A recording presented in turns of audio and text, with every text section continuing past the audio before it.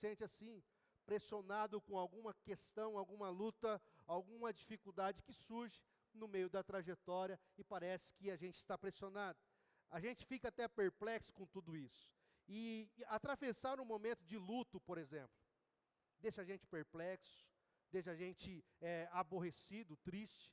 Enfrentar um momento de quebra de relacionamento também faz com que a gente se entristeça por alguma razão, porque nós não gostaríamos de estar passando aquilo, ou desemprego talvez, né? A gente precisa levar o pão de cada dia para a família, de repente bateu na nossa porta o desemprego, e aí a falta de recurso traz para nós preocupações, talvez a saúde, estava indo tudo bem, tudo caminhando otimamente, e de repente um diagnóstico chega. Todas essas coisas traz preocupações e pode trazer para nós uma pressão, pode deixar a gente perplexo, pode deixar a gente ali preocupado com a questão. Mas isso é uma verdade, que quando situações assim surgem diante de nós, uma enfermidade, uma perca de emprego, alguma situação adversa aparece diante de nós, essa situação é a situação ideal para um grande milagre acontecer. Essa situação difícil para nós é uma situação que é propícia para Deus operar no seu poder, no sobrenatural. Então aquilo que para nós traz uma dor, traz para nós um abatimento, para Deus Ele olha e fala, eu tenho a solução para isso.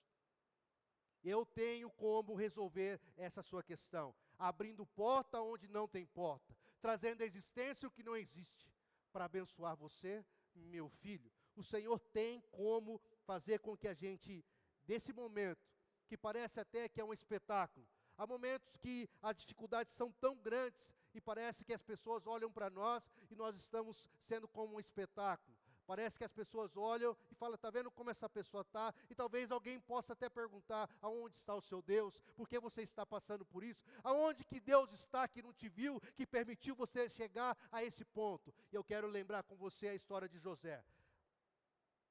A história de José, que foi um homem chamado por Deus, escolhido por Deus, mas ele foi lançado no fundo do poço. E eu quero trazer para você o primeiro tópico dessa mensagem, dessa ministração, para que você guarde no seu coração. Foque naquilo que te traz esperança.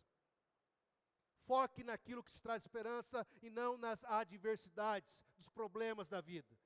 Quando nós lemos lá em Gênesis capítulo 37, versículo 22, aonde a palavra do Senhor narra a questão da vida de José. E no versículo 22 diz assim, e acrescentou, não derramem sangue, joguem naquele poço do deserto, mas não toquem nele. Rúben propôs isso com intenção de livrá-lo e levá-lo de volta ao pai. Chegando José e seus irmãos, arrancaram a túnica longa, agarraram e jogaram ele no poço, que estava vazio e sem água. Então, significa que, mesmo José tendo um chamado de Deus, uma promessa de Deus, um sonho que era nem dele, era de Deus, ele foi parar no fundo do poço. Se eu e você entendemos que, por vezes, Deus pode permitir que nós atravessemos algumas lutas e algumas dificuldades, e pode ter até alguém aqui nesta noite que se sinta assim como José estava, no fundo do poço, que não vê saída para lado nenhum, que não vê alternativa para a solução dessa questão. Mas José, ele nos inspira, ele mostra para nós que existe um Deus no céu, que é fiel para cumprir o que prometeu, que Ele é o mesmo Deus ontem, hoje e eternamente, Ele não mudou. Então esse Deus, que é o Deus de José, é o nosso Deus e Ele é o nosso Pai.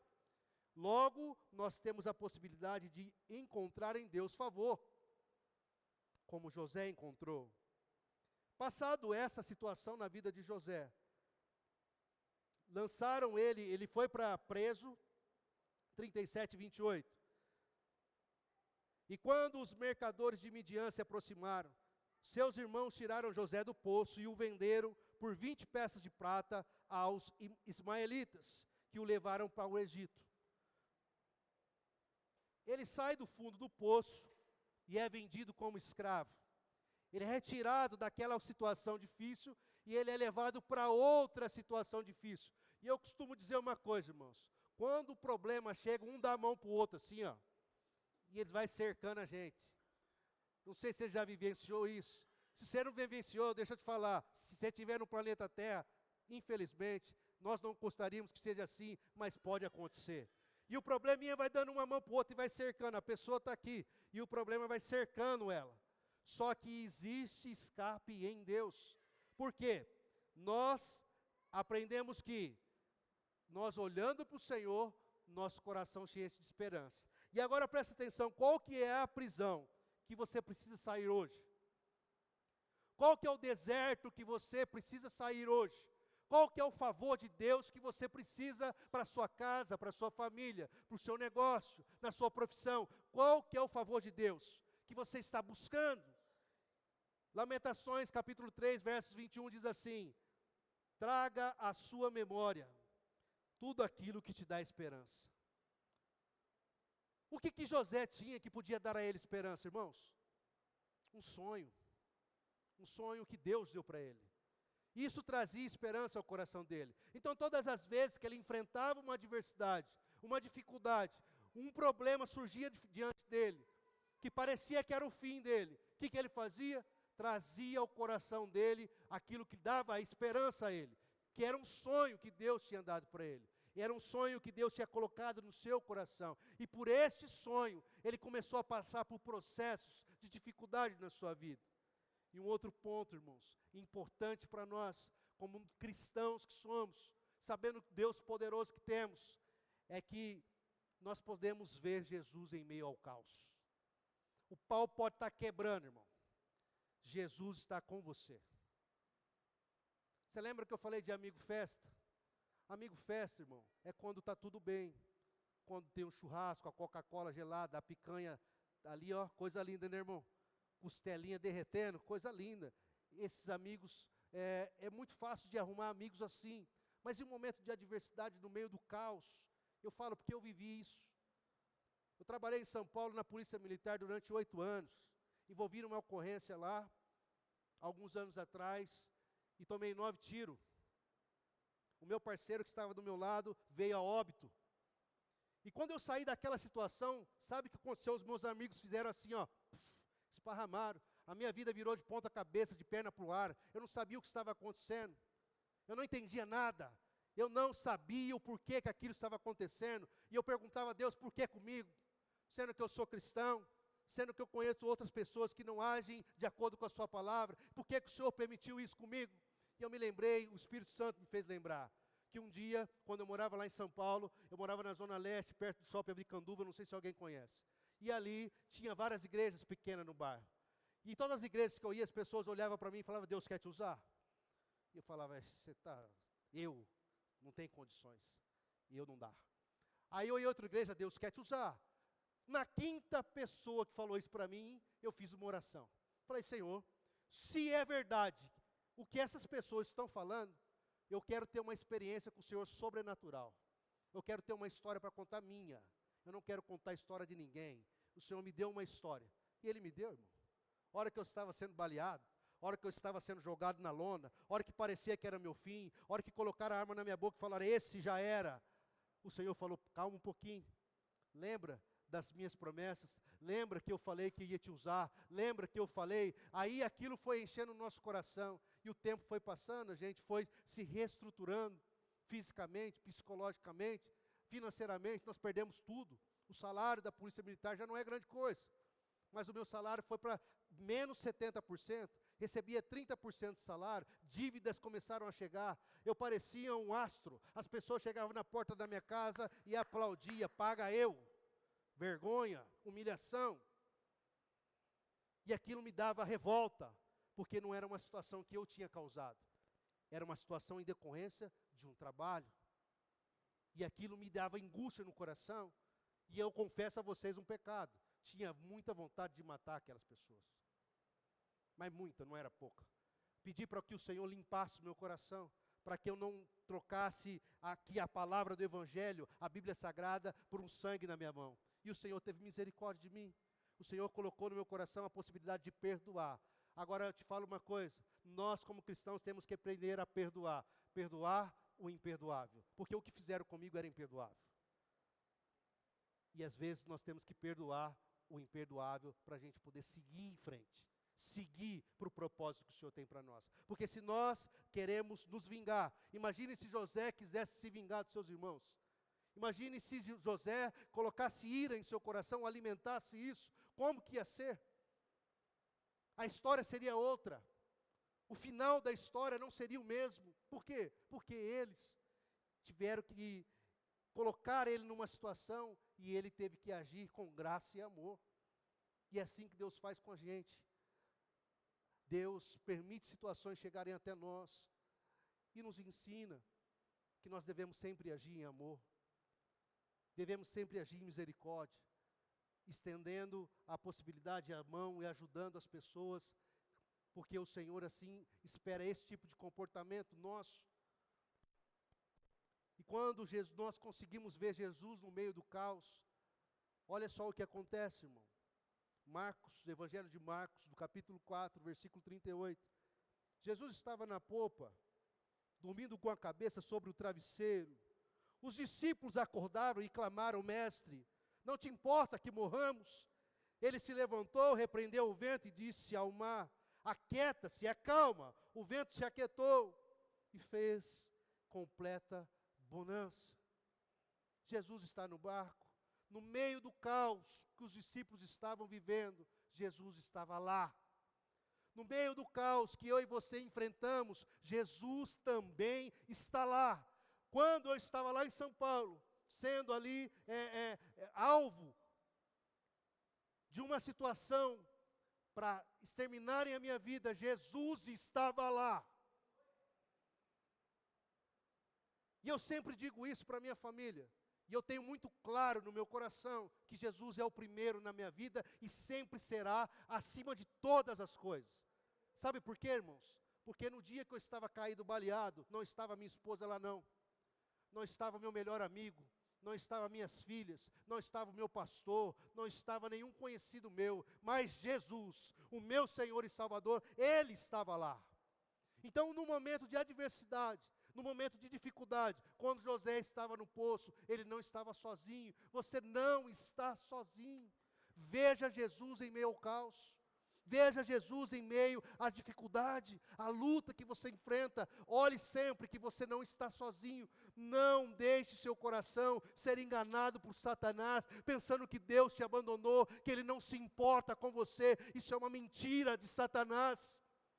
O Senhor se importa com você, Ele ama você, Ele zela pela sua vida. Então por que Ele permite isso? Porque Ele te ama, Ele quer te dar experiência, Ele quer te levar a um amadurecimento. Ele quer te levar a um coração contrito e quebrantado, se rendendo a Ele, na totalidade. Por vezes Deus permite nós passarmos por adversidades, justamente para nos fazer experimentar do seu poder, do seu milagre, porque a palavra de Deus diz que a nossa fraqueza, quando nós estamos fracos, é que nós somos fortes, e o poder de Deus se aperfeiçoa na nossa fraqueza. Então, irmãos, nós não somos nada sem Jesus, mas com Jesus nós somos mais do que vencedores. E a Bíblia diz, Salmo 121, levanto os olhos para o monte e pergunto, de onde vem o meu socorro? E a resposta já está aí, irmão. O meu socorro vem do Senhor que fez o céu e a terra. O nosso socorro sempre virá do Senhor. Deus sempre nos socorrerá nos dias difíceis. Outra questão, um outro ponto que nós possamos aprender com a palavra de Deus, é de que nós precisamos decidir viver os processos. Para nós alcançarmos o favor de Deus, como José se tornou governador do Egito, ele passou um processo. Só que quando a gente pula um processo, a gente pula fase, vai dar ruim, irmão. Mais cedo ou mais tarde vai dar ruim. Então quando a gente respeita o processo, a gente confia em Deus, a gente demonstra que estamos confiando no Senhor, que o melhor do Senhor é Ele que sabe, Ele está fazendo. Então José foi jogado no poço, foi vendido como escravo, foi injustamente acusado pela mulher de Potifar, foi levado a uma prisão, tudo isso injustamente. Ele estava passando processos, e nesses processos, ele não deixou de adorar a Deus, e por isso Deus colocou ele como governador do Egito. Então o processo faz parte, e eu quero fazer com que nós hoje pensamos numa coisa. No Evangelho de Marcos capítulo 5, nós vamos ver aqui uma passagem que nos ensina muito essa questão do processo, a importância do processo. Marcos capítulo 5, verso 22. Olha o que o texto bíblico diz, irmãos. Então chegou ali um dos dirigentes da sinagoga, chamado Jairo. Vendo Jesus, prostrou-se a seus pés e lhe implorou insistentemente: minha filha está morrendo, disse ele. Vem, por favor, e impõe as mãos sobre ela, para que ela seja curada e viva. Jesus foi com ele. Uma grande multidão seguia e o comprimia. Estava ali certa mulher que havia 12 anos vinha sofrendo de uma hemorragia. Presta atenção, irmão. Um pai desesperado, porque a filha dele está morrendo, está enferma, e ele está com a solução do problema dele, que é Jesus. Jesus ia chegar lá e impor a mão sobre a menina e a menina ser curada. E quando Jesus está caminhando na direção da menina, a multidão aperta ele, e uma mulher toca nas vestes de Jesus, na orla de Jesus, uma mulher do fluxo de sangue. A Bíblia não fala o nome dela, mas fala que era uma mulher que estava sofrendo há 12 anos, há tempo ela sofria, 12 anos. Só que a Bíblia diz também que quando Jesus está passando, ela dá um jeito de tocar nas orlas de Jesus e ela recebe a cura. E olha que interessante isso. Jesus já não vai mais diretamente na casa de Jairo, ele para por ali e ele começa a perguntar: quem que me tocou? E aí ele começa a questionar os discípulos: Senhor mestre, mas está grande a multidão, não dá para saber. Ele diz: não, alguém me tocou, porque de mim saiu virtude. E Jairo, imagino eu: Jesus, para com isso aí, vamos lá ver minha filha. Imagino eu: Jesus, eu estou com um problema, eu cheguei antes. E eu já falei com o senhor, se eu vinha vindo, essa mulher está atrapalhando tudo, minha filha está morrendo. Por que o senhor não vem logo? O desespero do pai, o desejo de ver a sua filha restabelecida. Eu começo a conjecturar, não está escrito isso, mas a Bíblia nos dá essa possibilidade. Imagina esse pai, como ele vai entender isso? E aí nós aprendemos a questão do processo. Eu comecei a olhar esse texto e analisar uma coisa, que Jairo precisava de um milagre para sua filha, e a filha dele tinha 12 anos. 12 anos. Aquela mulher estava sofrendo com fluxo de sangue também há 12 anos. Na ótica de Jairo, ele chegou primeiro. Mas ele não viu o quanto essa mulher durante 12 anos estava pedindo, já clamando por socorro. Então na ótica dele, natural, ele olhou e falou assim: cheguei primeiro.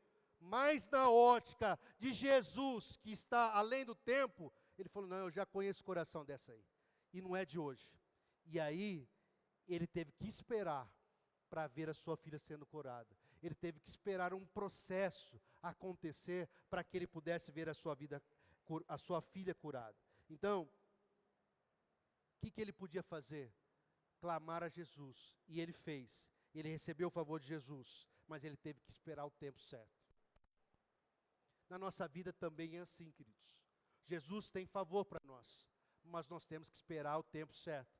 Nós temos que entender que existe um processo, existe uma ordem, que existe um caminhar no Senhor, que existe um propósito para todas as coisas. E imagino eu, também não está escrito, irmãos, mas que por ele ver o milagre acontecendo na vida daquela mulher do fluxo de sangue, a fé dele foi acrescentada, a ponto de saber que a filha dele ia ser curada. Então talvez ele precisava ver aquele milagre, para que a fé dele fosse acrescentada, para que ele recebesse o milagre na casa dele. Deus sabe de todas as coisas.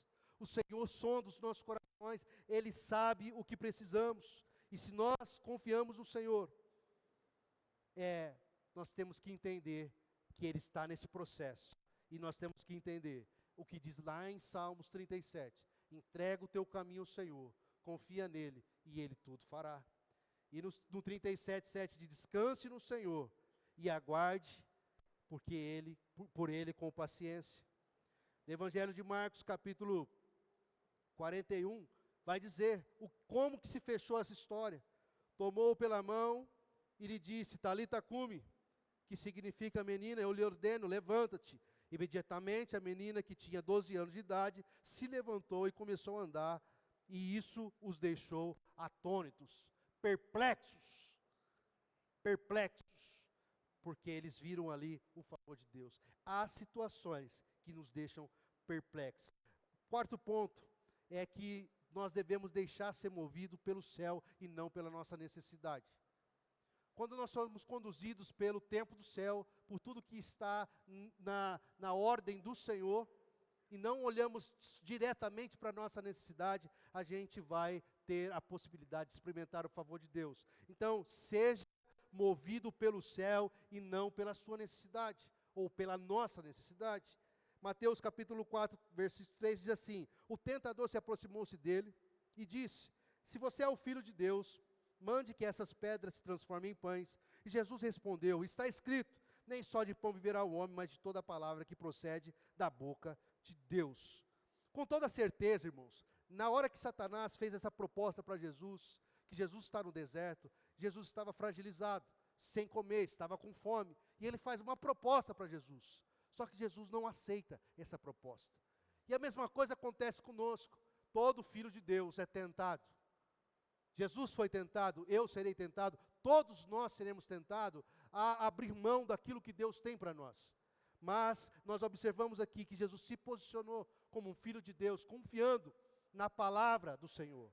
Então é dessa forma que nós devemos pensar, andar e caminhar, sendo movido pelo céu e não pela nossa necessidade. A necessidade de Jesus era o pão, era comer, matar a sua fome, o seu físico. Mas o propósito do céu, do reino eterno, era muito maior. Da mesma forma é conosco.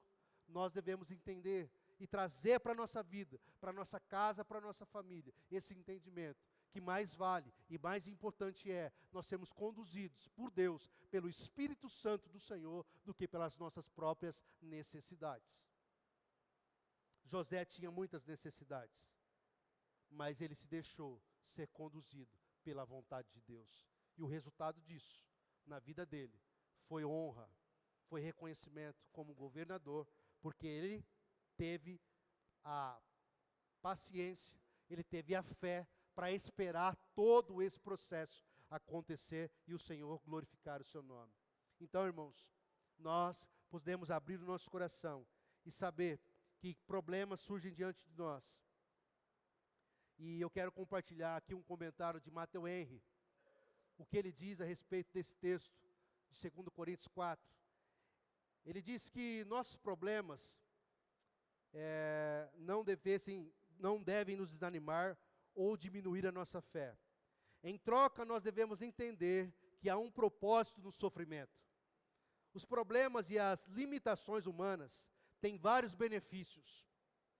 O primeiro que ele aponta aqui é recordar-nos nós dos sofrimentos de Cristo.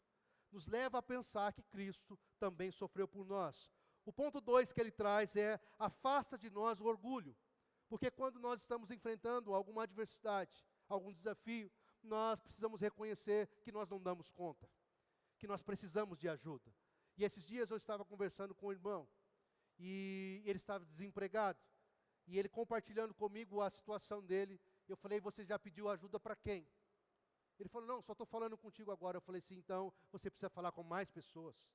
Quando nós estamos precisando de algo, nós temos que ter humildade, reconhecer que nós precisamos, e aquilo que você precisa, tem pessoas muito próximas a você, que já têm aquilo, o favor que você precisa. Mas nós precisamos nos despir do orgulho, nos despir da nossa altivez, e reconhecer, eu preciso de ajuda. E essa humildade vem ao nosso coração quando nós reconhecemos isso. Então, o sofrimento, a dificuldade, o desafio, nos afasta do orgulho. No ponto 3, que Matthew Henry traz, ajuda-nos a olhar além dessa curva vida, Ou seja, nós passamos a olhar para a eternidade, que tudo isso aqui vai passar, tudo isso é passageiro. Existe um tempo, e um tempo que é eterno, que o Senhor tem preparado para nós. Toda vez, querido, que você olhar alguém sendo usado por Deus, como alguém sendo chamado por Deus, saiba que ali só está o barro, só está um vaso de barro. O que vale é o conteúdo, que é o Espírito Santo que está dentro. O Espírito Santo é que faz a obra. Quem que cura é Jesus. Quem transforma é Jesus. Quem faz a obra é o Espírito Santo de Deus. Então todos nós somos dependentes do Espírito Santo de Deus. Somos vasos de barros que dependemos do favor do Senhor. No ponto 4 que ele traz para nós, além de nós pensarmos na eternidade, que prova a nossa fé aos outros. Você permanece confiante de que Deus vai cumprir as suas promessas e os seus propósitos. Como um dia um médico bateu na porta do meu quarto, quando eu estava lá internado no hospital. Ele disse para mim assim, um ortopedista chegou e falou para mim, você nunca mais vai mexer o braço. Esse braço aqui que ele estava falando. Eu falei assim, puxa, que pena. Por que o senhor fala? Não, porque acertou o tiro que você tomou, acertou um nervo, você vai perder o movimento, você não vai conseguir mais fazer atividade, e tal, e tal, e tal. Ele saiu do quarto, e eu fui orar ao Senhor, o Senhor falou para mim, não, eu vou restaurar tudo. No outro dia ele veio de novo bater no meu quarto, você não vai mexer mais o braço. E, irmão, notícia ruim, tem gente que enche a boca para falar. E aquele médico parecia que ele gostava, sabe? Parecia que ele se deliciava de falar assim, você não vai conseguir, você não vai. E eu falei para ele, assim, doutor, o senhor acha que eu não vou conseguir, a medicina diz que eu não vou conseguir, os estudos dizem que eu não vou conseguir, mas a palavra do Senhor diz que eu irei conseguir. Então eu vou ficar com a palavra. E aí eu saí do hospital sem mexer o braço. Ele falou, venci. Mas ele não contava-se com o Deus que nós servimos, irmãos. Saí de lá, fui atrás de outro médico, fui fazer fisioterapia, ou seja, fazer a minha parte. E aí eu falei, Senhor, tem misericórdia, vamos lá, e mexe daqui, bolinha dali, e vai, estica e puxa, e foi voltando tudo a normal. E eu falei, e agora, será que eu vou ter força? Aí eu fui testando a força, e hoje eu posso viver normalmente, faz até supino na academia, e não dá nada, porque Jesus fez uma obra completa, porque Jesus é bom, e ele vai além da medicina, ele vai além do que o diagnóstico médico diz, ele vai além do que as pessoas dizem. O importante é saber o que Deus diz ao nosso respeito. E aí tudo faz a diferença, porque o Senhor, Ele que dá a última palavra final. Ele que dá a última palavra final. Então veja os seus problemas e o seu sofrimento, a sua situação de dificuldade como uma grande oportunidade para você experimentar grandes milagres. Então não veja o seu problema como o seu fim, mas olhe para ele na perspectiva certa, que vai acontecer um milagre, vai ser um palco, um espetáculo daquilo que Deus vai fazer na sua vida, e o nome do Senhor será glorificado e exaltado através da sua vida, da sua família, porque Ele é o mesmo e não mudou, Ele continua operando milagres nas nossas vidas. Amém, irmãos? Eu quero convidar você que precisa de um milagre, a se colocar de pé. Se coloque de pé, você que precisa de um milagre, e entenda, Senhor, eu preciso de um favor do Senhor. Só o Senhor pode fazer. Se coloque de pé, irmãos. Existem coisas que nós não damos conta. Existem situações e circunstâncias que trazem para nós aborrecimento, que trazem para nós dificuldades. Mas Deus, Ele continua sendo poderoso para fazer. Eu quero desafiar você, que se levantou, que precisa de um favor do Senhor, a sair do seu lugar, a vir aqui no altar do Senhor, para nós apresentarmos ao Senhor essa situação, essa dificuldade, e o Senhor vai te dar vitória. Lembra que eu falei que quando nós estamos precisando de um favor de Deus, nós não somos mais orgulhosos, mas nós somos humildes, nós agimos com simplicidade, e na simplicidade, reconhecendo a grandeza do nosso Deus, nós clamamos a Ele, rogamos a Ele, e Ele opera milagres nas nossas vidas. Ele traz o favor à nossa casa, à nossa família. Nós como igreja somos uma família, e nesta hora, nós como famílias oramos uns para os outros, porque nós queremos ver a nossa família bem, a nossa família recebendo graça, recebendo favor, recebendo a alegria do Senhor, e que nessa noite seja uma noite transformadora para a sua vida, para o seu lar, para a sua casa, que portas se abram, em nome de Jesus, e que nós possamos provar e ver que o Senhor é bom, e que você vai ver acontecer na sua vida, e que você vai ser um grande testemunho do agir, do poder transformador da palavra do Senhor. Pai, em nome de Jesus, nós estamos reunidos na sua presença, clamando ao Senhor pelo teu favor. Colocamos diante do teu altar as nossas necessidades. Te pedimos que o Senhor opere, ó Pai, no sobrenatural, abençoando, ó Pai, a cada vida que aqui está.